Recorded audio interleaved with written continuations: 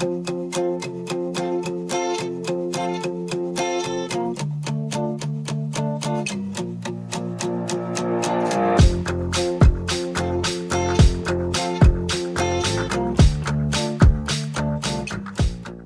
este Workshop Ganadero 2020, a continuación continuaremos con la charla Reproducción, el impacto de la genética sobre la producción de carne.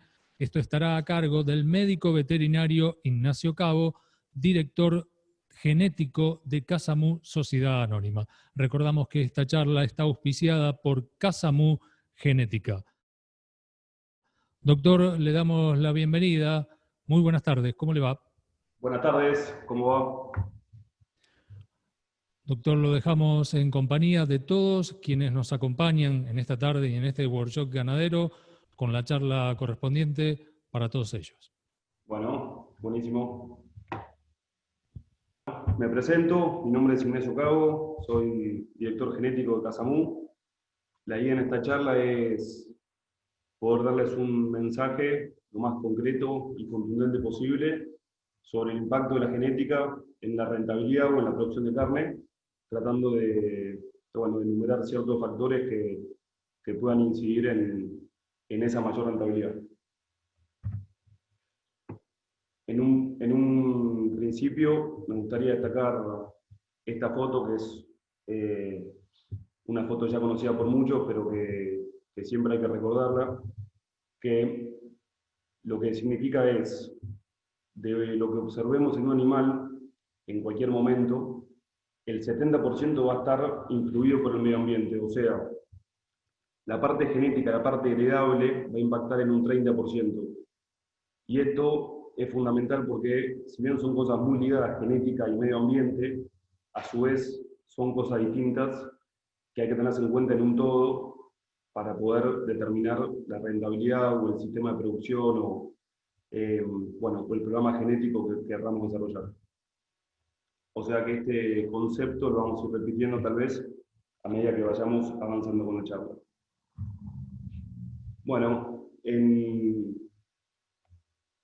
para determinar la rentabilidad de un rodeo, yo elegí algunos parámetros que me parece que hacen a la diferencia económica, desde ya el porcentaje de preñez, la fecha promedio de parto, me parece un tema no menor y que por ahí es algo que no se habla tanto, pero hace la diferencia en la edad del ternero desde ya y consecuentemente a su peso, ¿no? Por otro lado, bueno, la tasa de destete, estamos hablando de la cantidad de terneros destetados, otro tema que también impacta. El peso del ternero desde ya, sobre todo pensando en una rentabilidad hasta el destete, ¿sí? Para quien vendiera invernada. Por otro lado, los requerimientos nutricionales de la madre, bueno, harán a la rentabilidad entonces de esa fábrica, de esas vacas que hay que darles todo el año de comer y invertirles plata para que produzcan. El desarrollo, bueno, del ternero novillo, la recría y la terminación sería la etapa posterior a toda esta etapa que veníamos hablando y que desde ya también van a ser a la rentabilidad. Y bueno, y agregué también lo que significa en cuanto a la vaquillona de reposición y su precocidad, su capacidad de llegar a servicio. Estos temas los vamos a ir desarrollando y para desarrollarlos elegí hablar de ciertos parámetros genéticos, como ser la facilidad de parto, la vegetación, el desarrollo, la fertilidad, la leche, la carcasa, la grasa, la docilidad y la adaptación.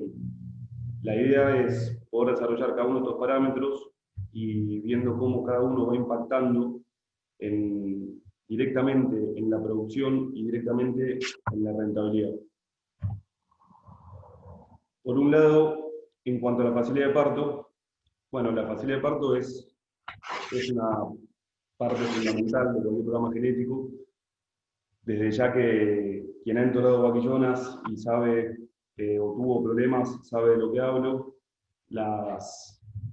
los problemas por facilidad de parto o por no tenerlo, mejor dicho, pueden determinar muerte de terneros, pueden determinar incluso muertes de vaquillonas, incluso un gran estrés para dueño y personal. es un factor ligado al resto de la producción, porque la facilidad de parto, como bien hablamos en la primera foto, no es simplemente usar un toro de facilidad de parto, sino que eso es una parte nomás de la cuestión. Hay otra parte también genética que involucra a la madre y hay una enorme parte que es ambiental y no es heredable. Con lo cual, me parece que en cuanto a lo genético, que es lo que nos importa en esta charla, no solo tenemos que pensar en usar un toro de facilidad de parto para entorar vaquillonas de 15 meses, sino que tendríamos que también pensar cuánta facilidad de parto queremos darle a esas vaquillonas de 15 meses que son las que van a parir el ternero. Y la forma de dar la facilidad de parto a esas vaquillonas es incorporando genética que también tenga facilidad de parto para poder seleccionar vaquillonas de reposición de un todo, de un rodeo entero, ¿no? Con lo cual es un punto a pensar y si eso es congruente o va de la mano con el objetivo que nosotros tengamos a nivel rodeo. Pero bueno, lo vamos a volver a tocar más adelante. Otro factor que me parece fundamental es el tema de larga gestación. Por ahí un parámetro genético que no se le da tanta trascendencia y larga gestación es fundamental porque por un lado nos va a dar pesos de nacimiento más bajos, lo cual es fundamental y relacionado también con lo que es la facilidad de parto. Por otro lado, nos va a dar una vaca que pare antes, con lo cual pasa su puerperio más temprano y queda disponible para preñarse más temprano. Y eso es fundamental, porque eso no solo acorta la vida del ternero, o sea, mejor dicho, no solo acorta el momento en que se pega la vaca, sino que además alarga la vida del ternero. O sea, nos da terneros de más días. Y esos días que gana el ternero son más peso al destete para cada ternero en cuestión. Con lo cual, si bien nosotros le podemos poner un valor, es difícil realmente esto hacerlo porque no es 2 más 2, 4, la genética nunca es 2 más 2, 4, pero si tratamos de ponerle un parámetro como para llevarnos de esto algún número, sí les puedo decir que hay una diferencia en larga gestación entre una vaca y otra de hasta 10 días. Con lo cual, imagínense, si nosotros planteamos un rodeo A y un rodeo B, uno en la peor situación de larga gestación y otro en la mejor, la diferencia en la fecha promedio de parto, vamos a estar hablando de 10 días de diferencia si estandarizamos todo el resto de los factores a cero, digamos. O sea, si dejamos todo igual y solo modificamos larga gestación, entre la mejor versión y la peor versión, tenemos 10 días de diferencia tal vez o más.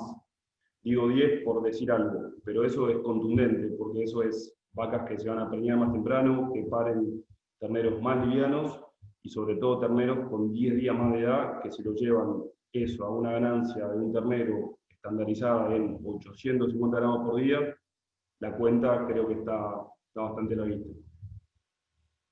Y agregando algo más de la gestación, es algo muy sencillo de incorporar, ¿sí? porque tiene alta variabilidad y es tan solo utilizar toros de gestación negativa para introducir esos genes en el rodeo.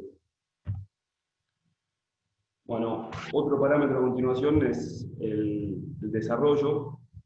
El desarrollo es fundamental en la rentabilidad, tal vez sea el que más impacta. El desarrollo lo podemos separar o dividir en varias partes. Por un lado tenemos lo que significa el peso al destete, por otro lado tenemos el peso al año y el peso final. Más o menos el peso final podemos estar hablando de los 18 meses. También está ligado al desarrollo el peso de nacimiento del ternero y el peso de la vaca adulta, ya que todos los datos de crecimiento están correlacionados muy positivamente.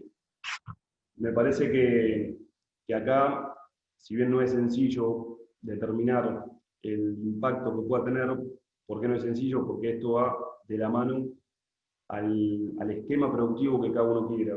Y tener de una te saca de la otra. Entonces, mucho desarrollo es evidente, son kilos ganados en todas las etapas. Si tenemos mucho desarrollo, vamos a tener terneros más pesados al destete, terneros que metan más kilos durante la recría, o sea, a su año, y mejor desarrollo para novillos o animales de una etapa en una etapa final. Pero inevitablemente vamos a traccionar el peso de nacimiento y el peso de vaca adulta. ¿Se puede modificar? Sí, se puede modificar. Se puede lograr lo que nosotros determinamos los famosos curve benders o rompecurvas. Animales que en el peso de nacimiento son más moderados, con mucho desarrollo, y que vuelven a quebrar la curva sobre su peso final y cuando llegan al momento de adultez, digamos, entre el peso a los 18 meses y el peso adulto. O sea, dejan de crecer. Sin embargo, si bien eso es posible, no es tan fácil torcer la naturaleza, no es tan fácil quebrar a lo que es biológicamente natural.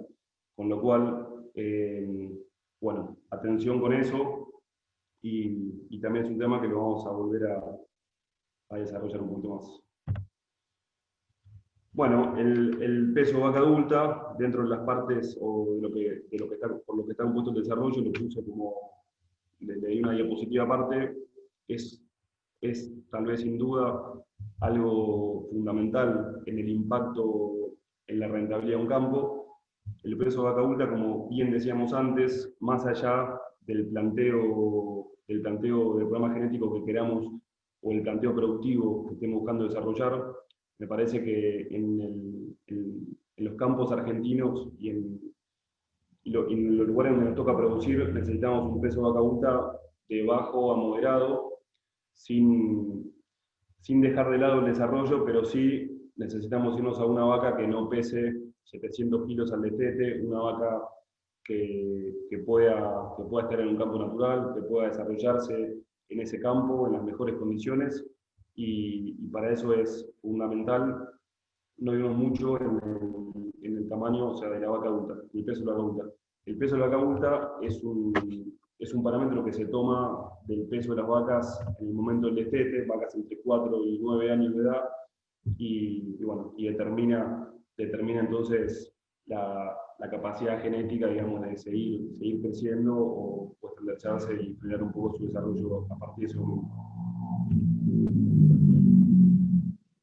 Bueno, la fertilidad, siguiendo un poco, y la idea mía es tratar de unir todo esto, porque todo esto realmente está unido una cosa con la otra. Por ahí ahora, cuando terminemos de mencionar tema por tema, tratamos de hacer un cierre que sea un poco más integral, pero la fertilidad es otro de los puntos fundamentales. Y va íntimamente ligado también a todo lo que viene atrás, pero se comporta en algún punto de manera independiente, porque fertilidad es fertilidad, y eso influye directamente.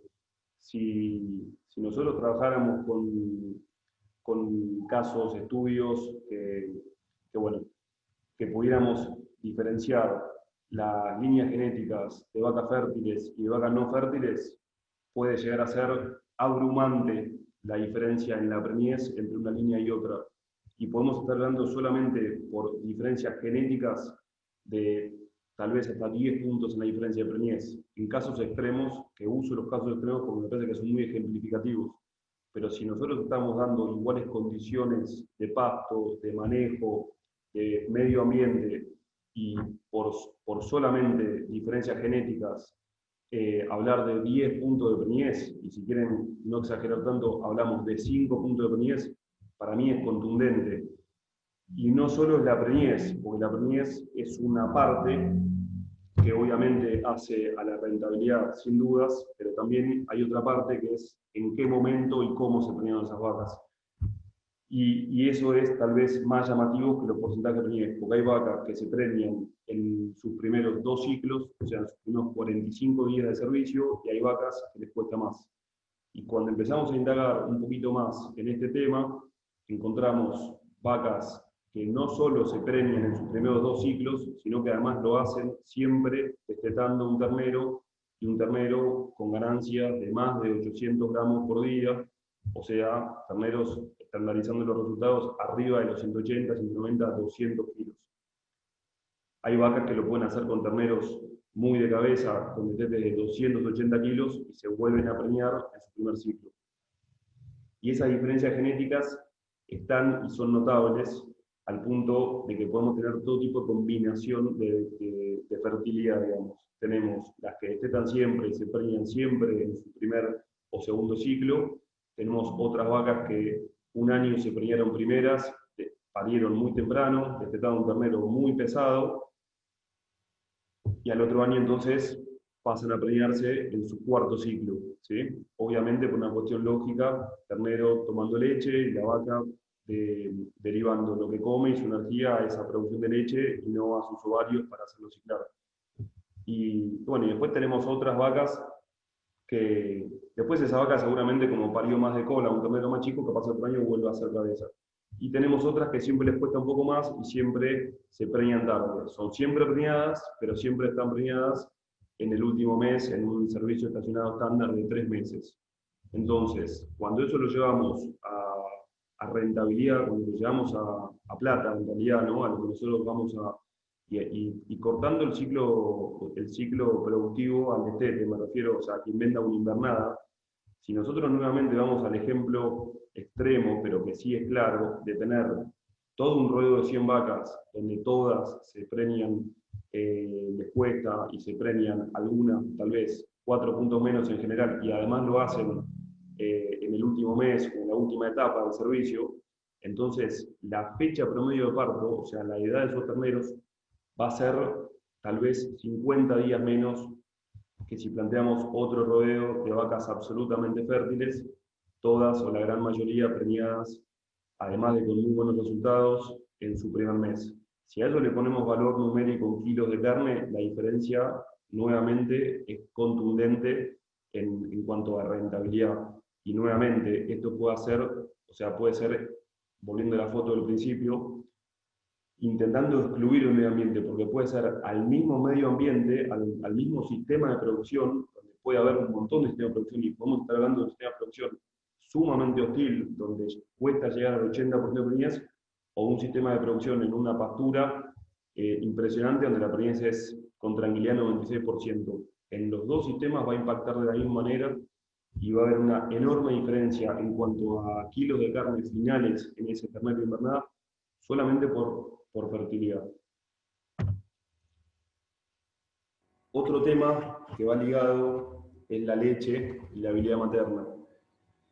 La leche es fundamental, los terneros se crían, ¿no?, a leche. Por ahí lo que me gustara, lo que intentaría resaltar, o por qué hablo de la leche, es porque tal vez es uno de los puntos donde puede impactar en la rentabilidad, pero hay que tener cuidado en qué manera puede impactar, porque poca leche claramente va a impactar en un ternero con un peso de destete más liviano, pero mucha leche y un mal manejo en cuanto a la fertilidad nos puede llevar a una vaca, como les mencionaba, que luego le cuesta preñarse. O sea, por alimentar a su ternero y derivar todo lo que come en pasto hacia la glándula mamaria para producir leche, deja sus ovarios de lado. Y no es lo que queremos. Queremos que la vaca se preñe bien temprano y que además críe. Entonces, una manera sería estandarizar la leche en un punto medio que no sea ni tan poco ni tan alta, y otra que es, por lo menos a mí, la que me tienta un poco más, es tratar de maximizar la producción de leche, pero sin perdonar a la vaca que luego le cuesta preñarse. Porque que las hay que producen mucha leche, destetan muy pesado y se preñan temprano, las hay. Entonces es cuestión de trabajar en función de ese tipo de vaca, que es la que me va a dar la máxima rentabilidad. Bueno, pasando tal vez de nivel o de esquema productivo, pasando por ahí una etapa más de recría y terminación, es inevitable que hablemos de carcasa. La carcasa básicamente compuesta por el área de bife, o sea, lo que es la musculatura y los distintos tipos de grasa, la grasa dorsal, la grasa de la cadera y la grasa intramuscular, y obviamente su rendimiento, de acuerdo a la relación músculo-grasa. La carcasa es fundamental, somos productores de carne y no nos tenemos que olvidar de eso, tenemos que producir mucho músculo, pero buscando máximos rendimientos y máximo potencial de esos novillos que van a ser, digamos, el resultado final de nuestra producción, pero tenemos que estar atentos a que eso sea congruente con nuestro medio ambiente y con nuestro sistema productivo. ¿Por qué? Porque esa máxima producción de músculo y de rendimiento tal vez va de la mano con un también máximo desarrollo y tal vez con menos grasa de la que realmente necesitamos para nuestro sistema. Dejo abierta la interrogante y vamos a volver a hablar de este tema más adelante. Lo que sí seguro es que en cuanto a lo que es carcasa, tenemos para tener en cuenta la grasa intramuscular, algo que hoy todavía no es del todo valorado como pretendería, pero que sí lo empieza a hacer y que eso es excluyente del resto de los parámetros. Con lo cual nosotros podemos buscar muy buen músculo, con grasa acorde y mucha grasa intramuscular.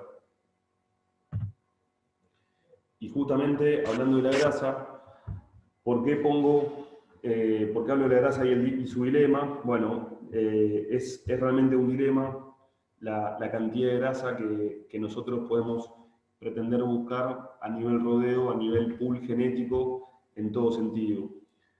¿Y por qué lo digo? Si pensáramos solamente en un esquema productivo de novillos de alto peso, entonces seguramente necesitáramos mucho desarrollo, mucho músculo, poca grasa, máximo rendimiento. ¿Y qué pasa si eso entonces después lo lleváramos a las vacas? Bueno, las vacas van a ser iguales. Y para esa vaca poder preñarla, va a haber que darle más de comer. Básicamente esa es la respuesta.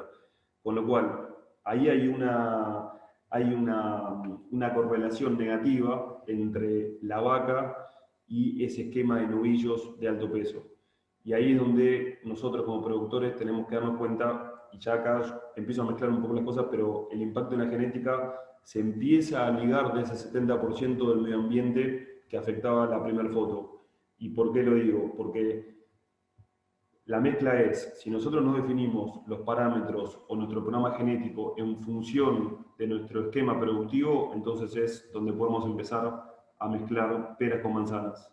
Si pensamos por un lado en el esquema productivo de la vaca, entonces empecemos pensando que si vamos a producir en un campo de condiciones hostiles o de campo natural, o no vamos a tener las vacas comiendo pastura y con la máxima nutrición, entonces tenemos que pensar en una vaca con buen desarrollo, pero que no sea excesivo, con un peso de vaca adulta moderado y sobre todo, o sea, ni hablar que trabajando con fertilidad, pero sobre todo en cuanto a la grasa, con abundante grasa. Esa abundante grasa va a ser la que le va a permitir pasar mejor el invierno, tener más facilidad de reservas corporales y sobre todo empezar a ciclar más temprano y a la vaquillona tener más precocidad sexual, que eso está, bueno, ya demostrado. Resumiendo algo muy cortito, la vaca de lo que come, lo primero que va a hacer es sostener sus órganos vitales. Luego va a sostener su gestación. Luego va a hacer leche para su futura cría. Luego va a producir ciclicidad en sus ovarios y finalmente depositar grasa. Con lo cual vemos que la vaca va en función siempre como fábrica de terneros.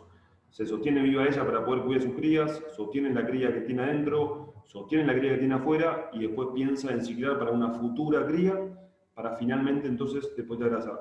Cuanto más facilidad tenga ella a depositar grasa, más le facilitamos su trabajo de poder formar sus reservas. Con lo cual, eso llevado a un novillo en producción, entonces va a ser un novillo donde tal vez tenga más plasticidad, tenga más precocidad y no sea ese de máximo potencial de rendimiento. Con lo cual, vuelvo a repetir, me parece que es que cada uno determine su esquema productivo y vea con sus vacas qué tipo de novillo quiere hacer. Bueno, ahora lo terminamos de cerrar la idea.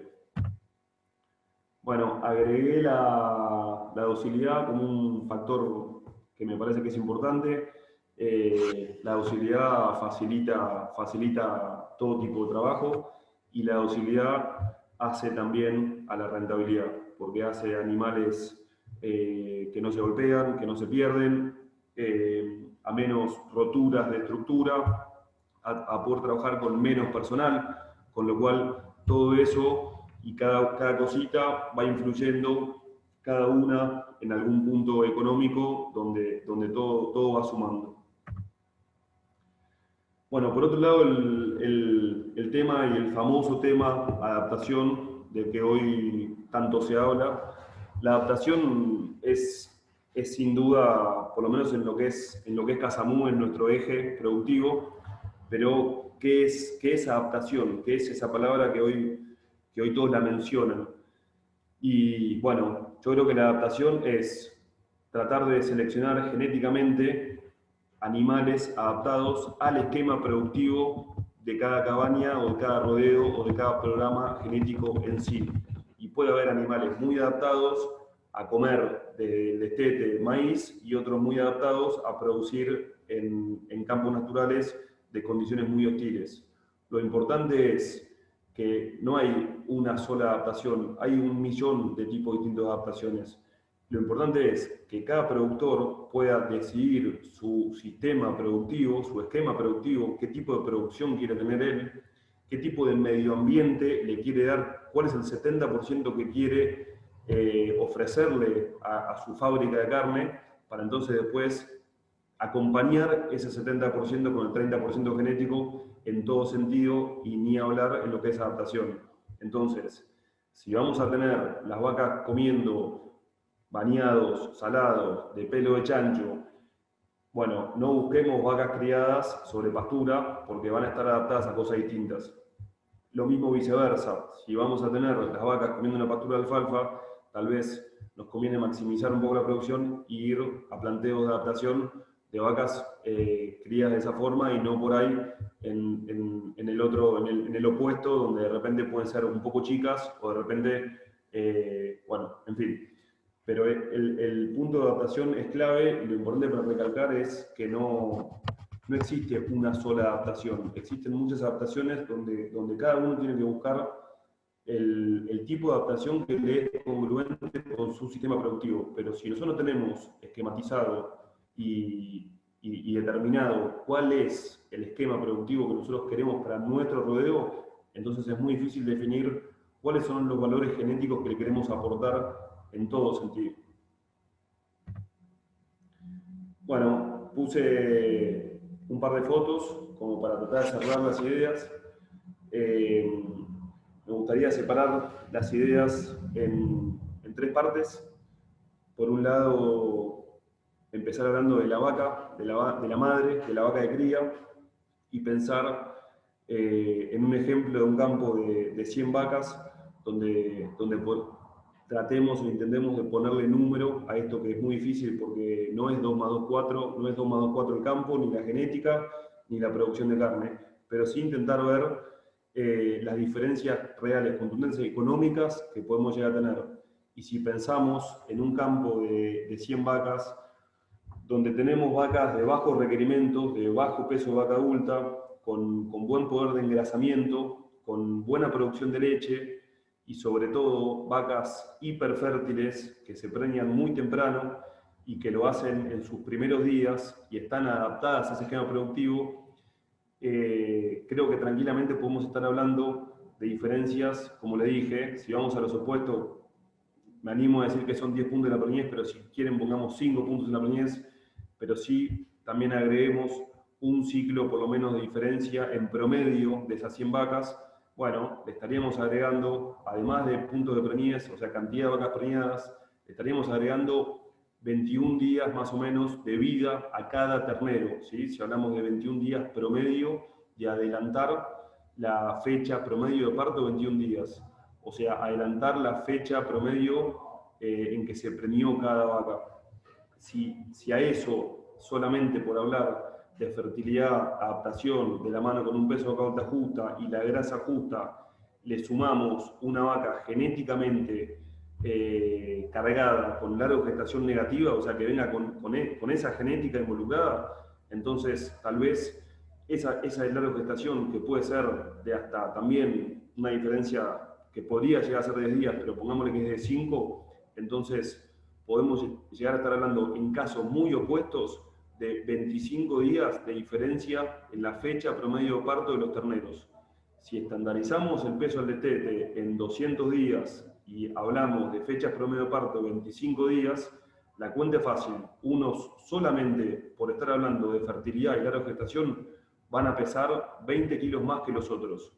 ¿Sí? O sea que si eso estandarizamos y volvemos a la ganancia de 850 gramos por día, estamos hablando directamente por fertilidad y larga gestación de una diferencia de tal vez entre 10 y 15% de rentabilidad solamente por estos dos factores.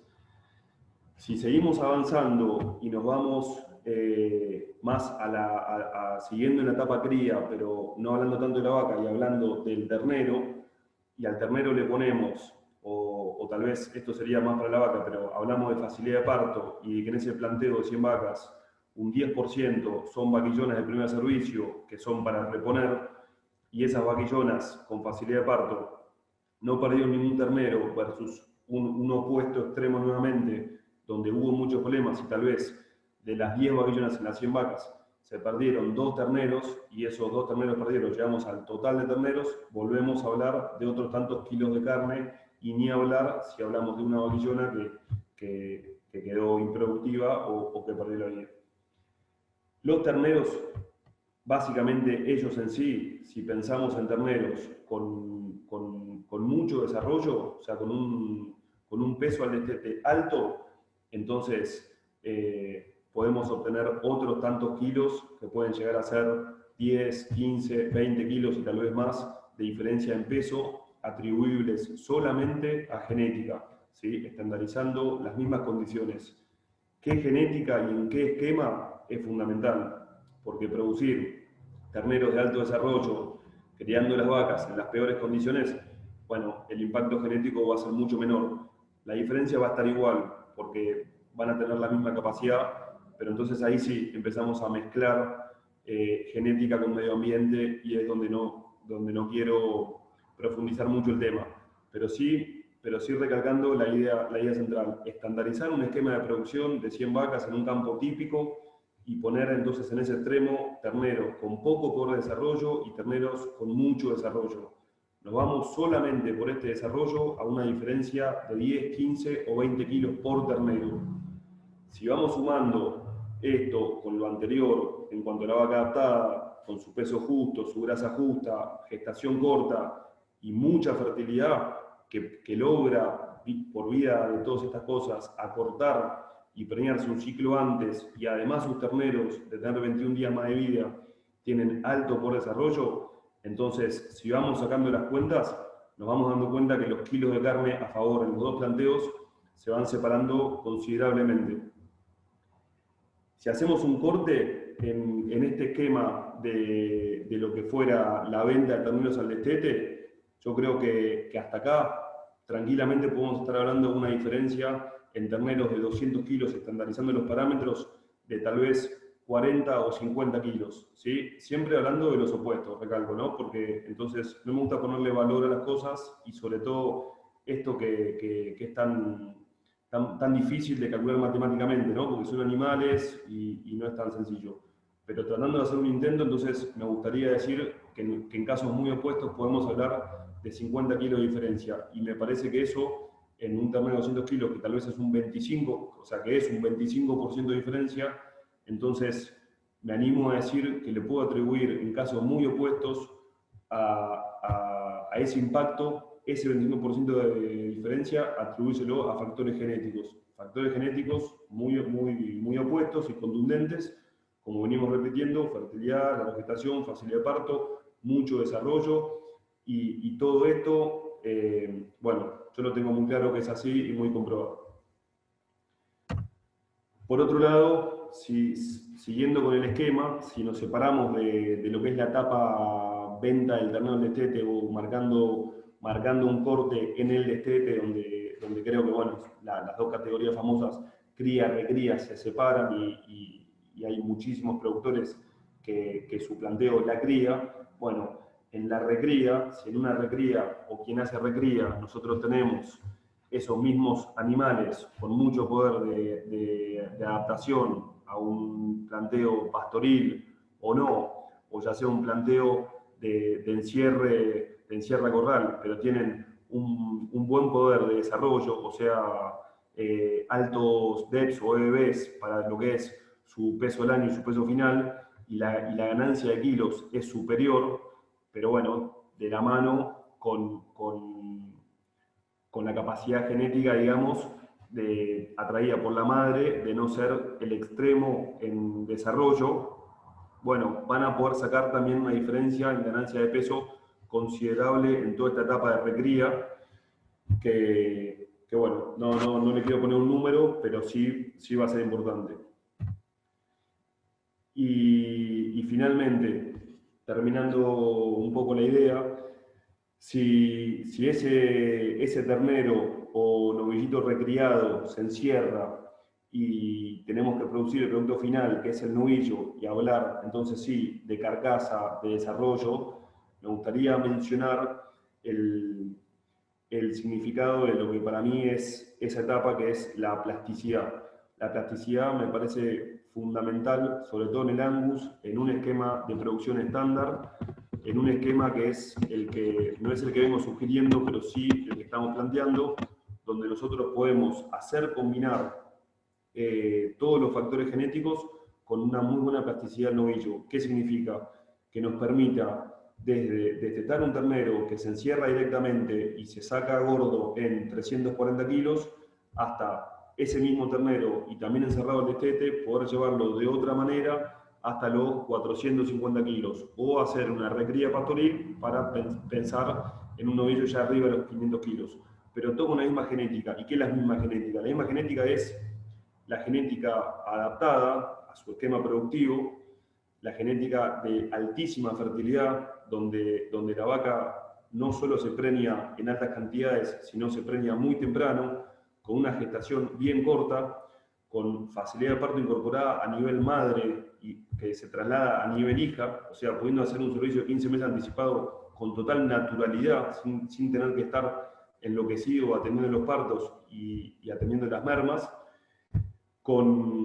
y con mucho desarrollo posterior de sus hijos en la etapa fundamental de la producción de carne, que es hasta el año y medio, pero con una vaca que después deje de crecer, que mantenga la grasa justa para poder ciclar rápidamente, pasar el invierno, y que esa misma grasa sea la que le da la plasticidad necesaria al novillo para poder entonces buscar un tipo de planteo o A o B. Me parece a mí que como cierre del planteo o del programa genético es interesante pensar en el todo.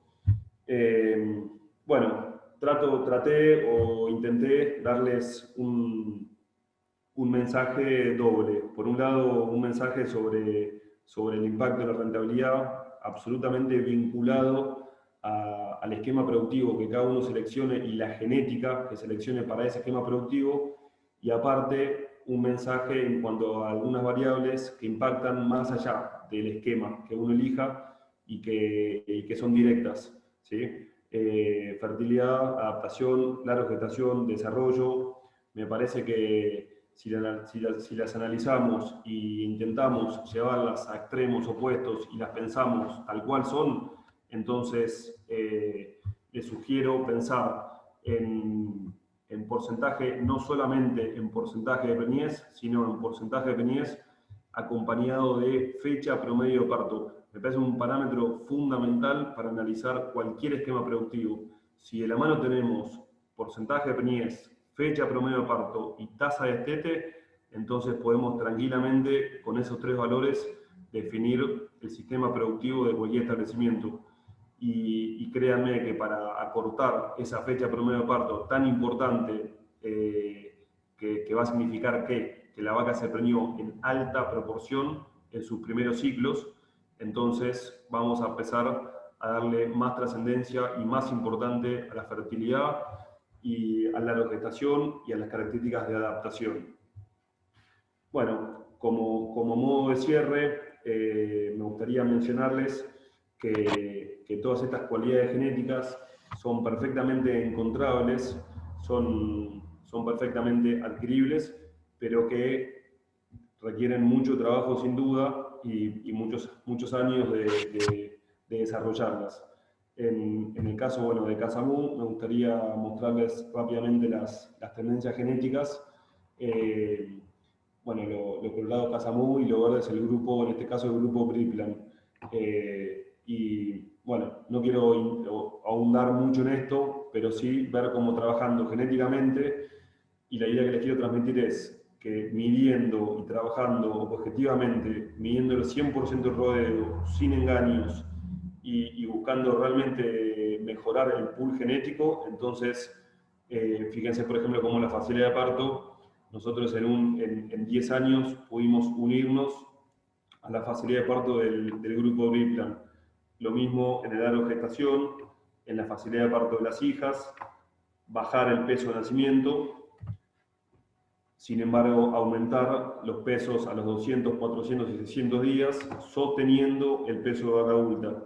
¿Sí? Aumentar estos desarrollos, pero sostener el peso de vaca adulta, y esto lo menciono a nivel, esto es a nivel rodeo, o sea, esto es un global, que es lo importante, ¿no? La diferencia es hacerlas no individuales, sino mejorar genéticamente el rodeo, o sea, la población, que es lo que va a trascender.